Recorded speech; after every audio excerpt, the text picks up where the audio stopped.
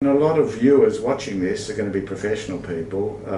Martin talked about asset allocation in terms of growth assets being property or equities. One of the ways that an asset class that's often not in financial theory, but it's something that's, as a medical practitioner, understand, is a lot of white-collar professional people spend an awful amount of time in their training. It costs them often a decade to get an education and then a decade to consolidate their own enterprise, however they might be trading. So they really are quite behind the eight ball when it comes, as you say, to after-tax dollars after they've housed their loved ones and they've given them an education. So let's get a little bit more granular on terms of class and structures that you think are important. What take-homes are you in terms of those critical years of building assets towards planning for your retirement? How do you think the viewers should think when it comes to the lessons that you've learned from watching many people over a long period of time? Well, I think the critical thing is one needs a plan. And when I look at how can I help someone build wealth, the first thing we have to know is we have to know what is our surplus capacity, and that's budgeting. So one of the questions I always ask my clients is that on a monthly basis, what can you commit over and above what you're spending on lifestyle to creating wealth? And that's a very, very good starting. Yeah, I mean, what's intrinsic of that, of course, Martin, is actually knowing what your discretionary spend, what your living spend are. I suspect lots of people don't know that unless they actually do the work, which is really what you're saying. Know what it is that you need for your lifestyle. And Martin, you're saying dig as deep as you can to find discretionary savings that you can invest for the future. Well, without that, you can't accumulate wealth. So really, at the end of the day, you need to basically say, okay, I'm prepared to spend $1,000 a month, $2,000 a month, $5,000 a month, and then once we know what that amount is, then it's saying, okay, well then, how can we use those funds in the most tax-effective way to create wealth? Okay. Because there's only so much that we can do. We can't create money out of nowhere. So once we have that capacity, then we get to work and we start saying, all right, what's the right type of asset? Are you going to go buy a property, negative gear, and then we work out the cash flows. What's it going to cost after tax? Are we going to start investing in shares in the stock market, or are we, for example, going to start contributing more into super, based upon the fact that we've got caps? Do we contribute up to the maximum amounts? So it all starts with what can we put aside. Okay, so what Martin is saying that I think is very enlightening is common sense, really. It's basically pay yourself your entitlement to looking forward to a retirement that you can afford and not having to work and having choice. So Martin, just to summate, I think you've been very helpful today. Your experience, big picture from almost 30 years, is very valuable. Let's say that apart from saving, what else do you think the viewer thinking about managing their retirement, what are the other important lessons that you care to share with them? Well, I mean, this is sort of a spin-off of saving, is that in Australia today, we need to retire on as much superannuation as we can.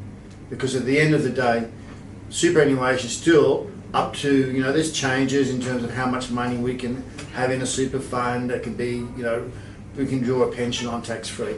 But just on a very, very macro level, we want to have as much money as we can in super, because that's going to give us tax-free income. So the first thing I would do is say, well, we really need to budget and plan to get as much money as we can into superannuation. The second thing I would say is we need to know what assets we have, because, as I said, assets as an accumulator may not be suitable to retire on. And the best example is property. So property in a good market will obviously grow in value. So it's a great tool for accumulating wealth, particularly now as we still have negative gearing, and again there's been discussions on that, but let's assume that stays. It's been a great way of funding wealth. The government's giving us tax breaks, we can claim depreciation, we're getting rent. It's been a great vehicle, historically, for Australians to accumulate wealth. But then when you retire, is it the best asset to have? I mean, generally, net rental yields, which is like a rent less all the expenses, is running at about 2.5%. So if you are relying on income in retirement, that may not be the greatest assets. Also, there's big risk. What happens if a tenant moves out? You know, and then some people might say, well, commercial properties are better because you get a higher yield. Problem there is if a tenant moves out, it can take months to replace. So it really is a matter of balancing, you know, what is the right type of assets while you're accumulating and what's the right type of assets to retire on. Also, remember in retirement you need liquidity. So a property can't be sold that easily, whereas obviously shares can be sold, money in the bank can be used. So again, if you need liquidity, if you're going to need money, you know, going all the way forward, you know, you might need that money to pay for a retirement bond in the retirement village. What happens if you can't sell your house? You know, so there's a number of things that we need to look at, and you know, you don't set a plan when you're 35 for when you're 60. You continuously modify all of that. So you accumulate. You get to a point where you want to say, I've got maybe 10 years to go. You look at all your assets. You look at where all your money's going. And then you really go hard for the next 10 years to make sure that you're in the best possible situation. Okay, well, I think Martin's given us very salient advice today.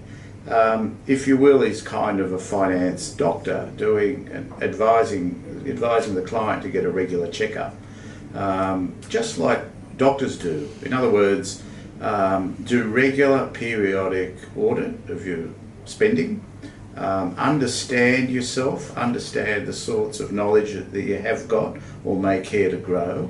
Things like superannuation rules, it's very important that you're familiar with the rules. A professional advisor is very important and very helpful. It also brings to estate planning issues, which is a conversation for another day.